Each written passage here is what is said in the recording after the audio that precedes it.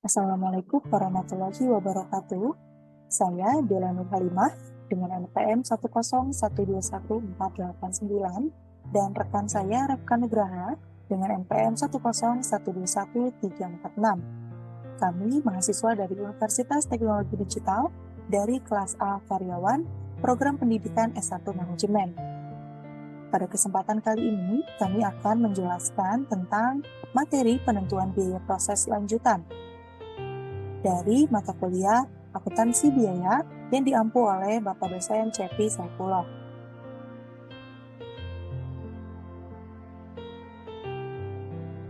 Ada 3 materi yang akan dibahas pada kesempatan kali ini, yaitu yang pertama, persediaan unit dalam proses awal, yang kedua, unit hilang dan unit tambahan dalam proses, dan yang ketiga adalah akuntansi kerugian produksi.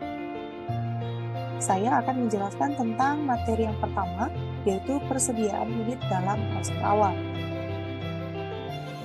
Pada persediaan unit dalam proses awal, ada 2 metode yang digunakan, yaitu metode rata-rata dan juga metode MPKP atau masuk pertama, keluar pertama.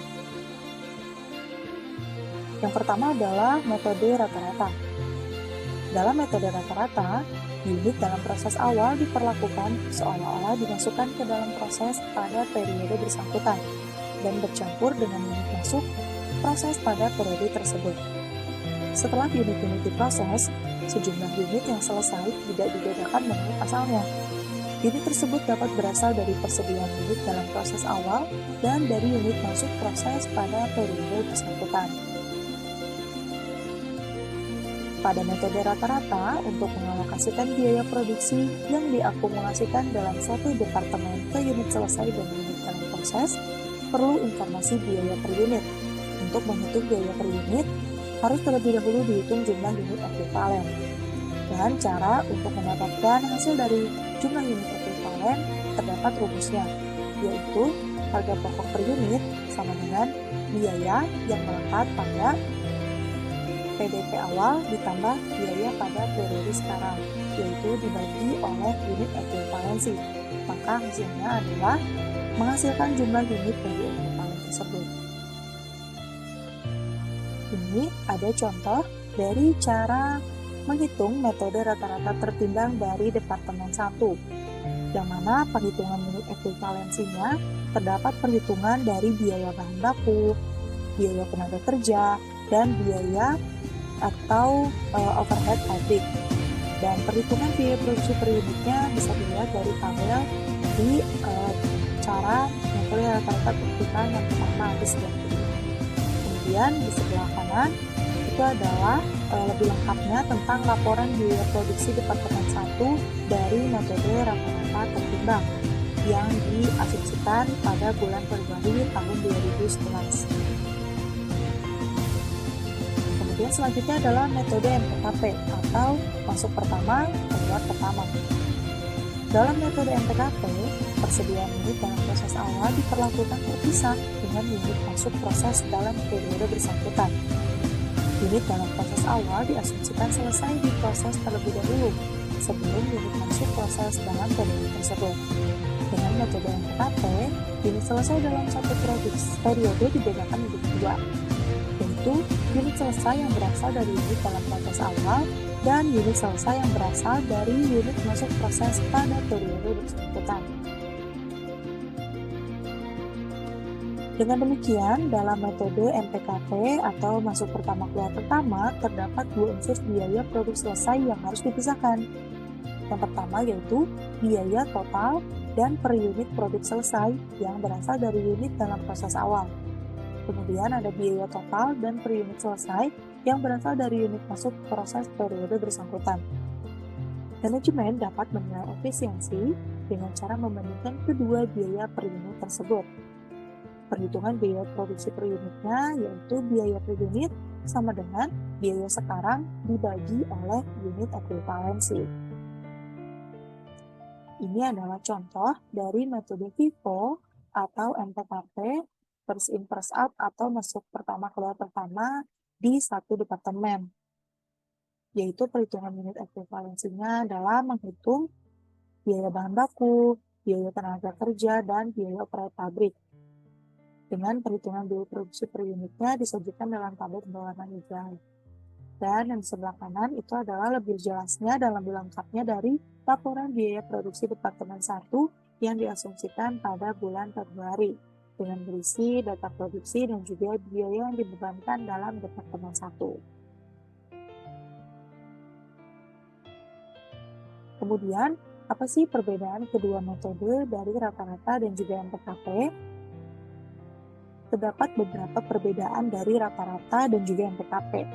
Yang pertama, pada rata-rata, dari deskripsinya adalah tidak membedakan antara unit selesai dari persediaan barang dalam proses awal dan unit selesai, dan dari unit masuk proses pada periode bersangkutan. Sedangkan pada MPKP, unit biaya persediaan barang dalam proses awal dilaporkan terpisah dalam unit dan biaya periode yang bersangkutan. Kemudian, pada metode rata-rata, data kuantitasnya yaitu prosedur sama dalam kedua metode, dan pada MPKP pun prosedurnya sama dalam kedua metode. Lalu, pada metode rata-rata, unit produksi ekuivalen, semua unit selesai selama satu periode dimasukkan ke dalam unit ekuivalen sebesar 100% selesai. Berapapun tingkat penyelesaian yang telah dicapai oleh persediaan barang dalam proses awal. Sedangkan pada metode MPKP, unit produksi ekuivalen, persediaan barang dalam proses awal dimasukkan ke dalam unit ekuivalen sebesar yang diperlukan untuk menyelesaikan unit tersebut pada periode yang bersangkutan. Kemudian pada metode rata-rata, biaya yang harus dipertanggungjawabkan yaitu biaya persediaan barang dalam proses awal yang dijumlahkan dengan biaya yang ditambahkan selama periode yang bersangkutan untuk memperoleh biaya yang harus dipertanggungjawabkan. Sedangkan pada metode MPKP, biaya yang harus dipertanggungjawabkan yaitu biaya persediaan barang dalam proses awal disendirikan dan tidak dimasukkan dalam perhitungan biaya per unit ekuivalen.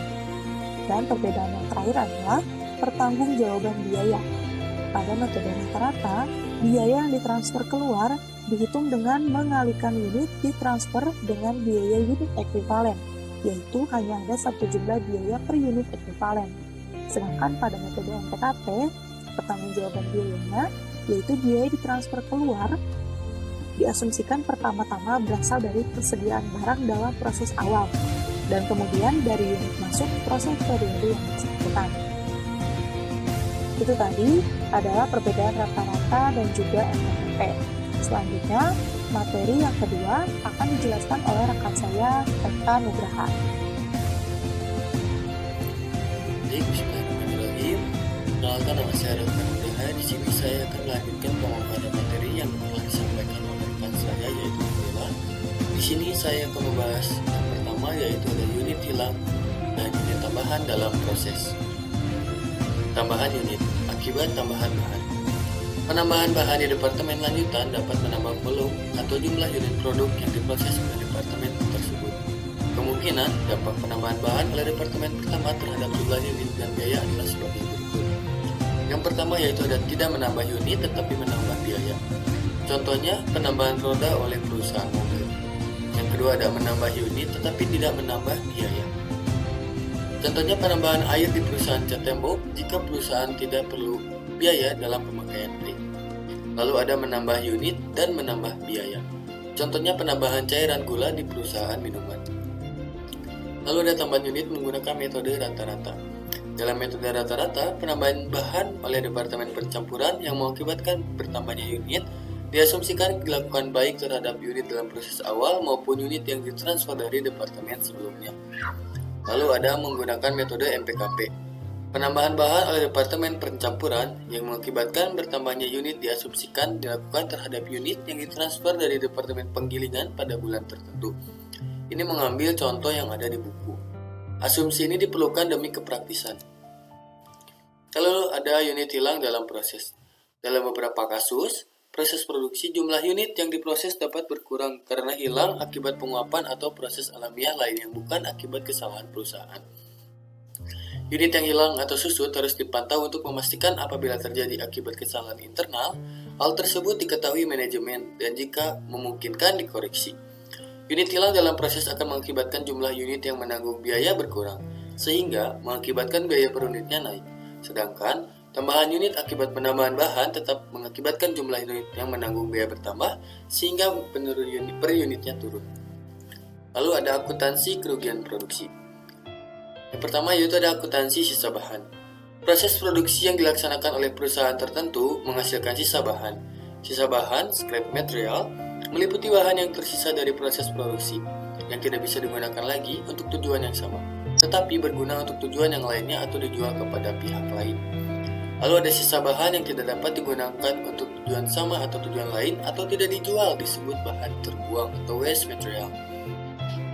Lalu ada sisa bahan hampir sama dengan produk sampingan, byproduct, yaitu produk yang dihasilkan oleh proses produksi, produk utama yang mempunyai nilai jual relatif kecil dibandingkan produk utama. Lalu ada akuntansi produk cacat. Produk cacat adalah unit produk yang tidak memenuhi standar produksi, baik dari segi teknis maupun ekonomis, namun dapat diperbaiki di proses ulang supaya dapat dijual sebagai produk standar atau substandar.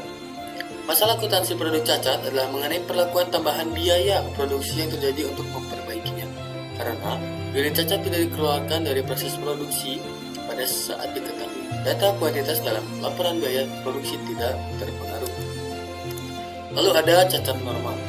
Produk cacat normal adalah jumlah unit produk cacat yang lazim terjadi dalam operasi produksi yang efisien. Oleh karena itu, biaya perbaikan unit cacat normal harus diperhitungkan sebagai bagian dari produk produksi di departemen tempat terjadinya. Salah satu caranya adalah melalui biaya overhead yang dibebankan berdasarkan tarif yang sudah diperhitungkan di dalam biaya perbaikan produk cacat normal. Jurnalnya yaitu biaya overhead pabrik sesungguhnya, bahan, gaji dan upah, biaya overhead pabrik dibebankan. Lalu yang kedua ada cacat tidak normal. Produk cacat tidak normal adalah jumlah unit cacat yang melebihi jumlah normal karena biaya perbaikan unit cacat tidak normal timbul akibat operasi produksi yang tidak efisien. Biaya tersebut tidak dapat dimasukkan sebagai bagian dari biaya produk dan harus diakui sebagai kerugian pada periode terjadinya. Jurnalnya yaitu rugi produk cacat tidak normal, bahan, gaji dan upah, biaya overhead pabrik dibebankan. Lalu ada akuntansi produksi rusak. Produk rusak adalah unit produk yang tidak memenuhi standar produksi yang dari segi teknis dan ekonomis tidak dapat diperbaiki. Produk rusak secara ekonomis tidak dapat diperbaiki apabila biaya untuk memperbaiki lebih besar dibandingkan peningkatan nilai jualnya atau perbaikan. Mungkin sekian pemaparan materi yang dapat kami sampaikan. Mohon maaf apabila banyak kekurangan. Sekian dan wabillahi taufiq wal hidayah. Wassalamualaikum warahmatullahi wabarakatuh.